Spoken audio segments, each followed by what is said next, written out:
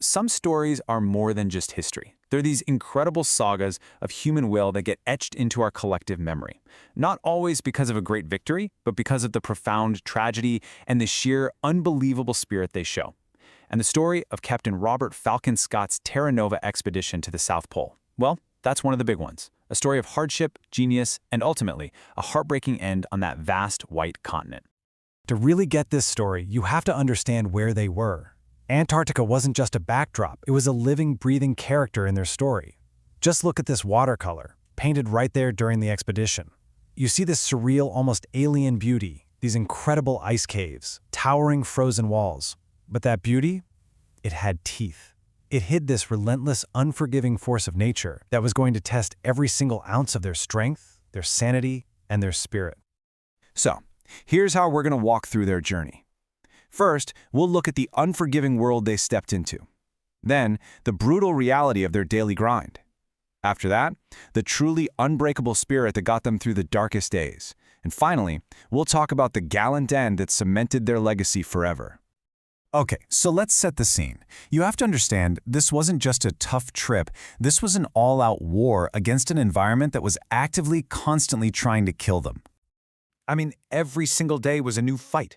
They had to find their way through these mazes of treacherous pressure ridges, where the ice had just buckled and shattered into a nightmare landscape. Snowdrift was this constant enemy, burying their tents, burying their gear while they slept. If they stopped for even a minute, the runners of their sledges would literally freeze solid to the ice, and it took a monumental effort just to break them free. And through it all, there was the wind and the bitter, bitter cold. The constant, immediate threat of frostbite on any little bit of skin they left exposed. It just never let up.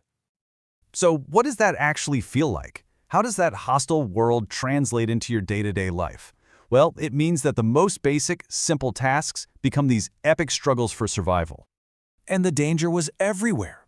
Even when they were finally safe inside their shelters, they weren't. The journals tell this horrifying story about a faulty stove they were using to melt seal blubber for fuel. It spurted, and a glob of boiling hot fat shot right into a man's eye. He was left groaning in absolute agony all night, totally convinced he'd been blinded. And the cold, it just got into everything. It's the little things that can break you. After being outside, a man's hands would be so frozen, so numb, that just trying to tie the tent doors shut was a massive, painful ordeal. The tie itself was frozen solid, stiff as wire, and their fingers were just useless. Then there was the gear. The very things that were supposed to protect them started to turn against them. Their boots were caught in this vicious cycle. They'd get soaked with sweat and snow during the day and then freeze into solid blocks of ice at night. The leather formed these deep, painful ridges that just dug into their feet. The one thing the entire party was crying out for was new boots. And on top of all of that, the pain, the cold, the struggle was a constant, gnawing hunger. To make it through the winter, their rations were stretched dangerously thin. A normal meal might be just a single mug of weak hoosh, basically a seal stew, and one biscuit. It was just enough to stay alive, but never, ever enough to feel full. But, and this is the part of the story that just blows my mind, faced with all this misery, all this relentless punishment, their spirits didn't break. Not even close. Instead, they fought back with this incredible ingenuity, with humor, and with a profound sense of community. So let me ask you this. Just think about it for a second. You're in the pitch-black darkness of the polar winter. You have to take vital scientific readings every few hours, on the dot. You don't have a reliable alarm clock. What do? How do you wake yourself up? Well, this is what they came up with. It's absolutely brilliant. They take a candle and draw lines on it to mark the hours.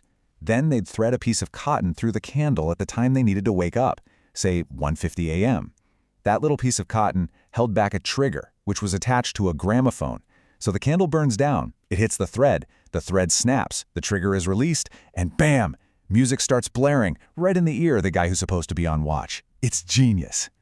See, they weren't just surviving, they were living. They actively fought back against that oppressive, endless darkness by creating their own light. This photo here is their celebration for Midwinter's Day, literally the darkest day of the year. They decorated the hut, they put on their best clothes, and they came together as a team to remind themselves that they were still part of a civilization. And what a celebration. You have to listen to a few things from their handwritten menu.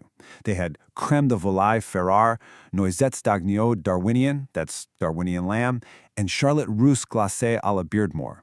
They created this ridiculously elaborate, multi-course French feast. That's not just a meal, that's a defiant act of civilization at the edge of the world. And it went so much deeper than parties. They kept their minds sharp as a tack. They read Charles Dickens and Jules Verne aloud to each other. They held weekly lectures on everything from geology to theories of heredity. They painstakingly wrote, illustrated, and published their own magazine, the South Polar Times.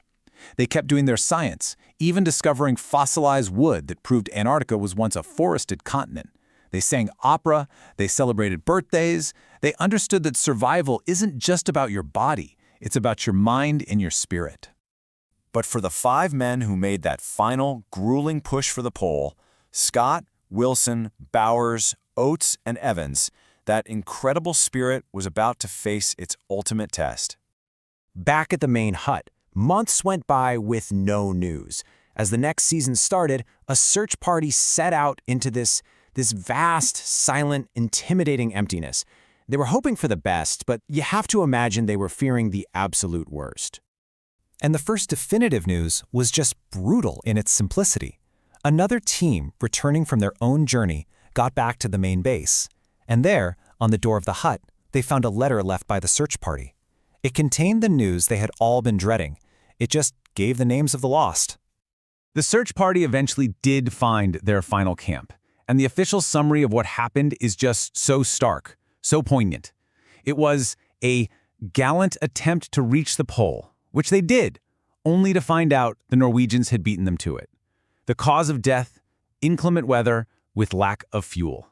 5 men were lost. Scott, Wilson, and Bowers were found together, in their tent. 2 others had already fallen on that brutal journey back.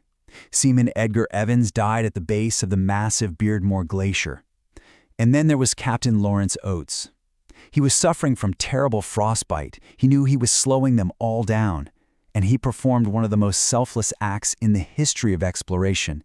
He just said, "I am just going outside and maybe some time," and walked out of the tent into a raging blizzard to his death, to give his friends a chance. And if you need one detail, one single fact to understand the character of these men, it's this. When the search party found their final camp, they discovered that even as they were starving, as they were freezing to death, they refused to abandon their mission. On their sledge, they still had 35 pounds of fossil specimens they had collected on the way back. They carried them right to the very end. The search party built a cairn of snow over the tent, collapsing it over the bodies of Scott, Wilson, and Bowers. One of the men in that party wrote of their final resting place. There alone, in their greatness they will lie, with the most fitting tomb in the world above them. The story of Scott's last expedition is, without a doubt, a tragedy, but it's also this enduring, powerful testament to the absolute limits of human endurance and that unbreakable will to explore. And it really does leave you with this huge question. What is it, deep inside the human spirit, that drives us to face the unimaginable, all for the sake of knowledge and for the sake of discovery?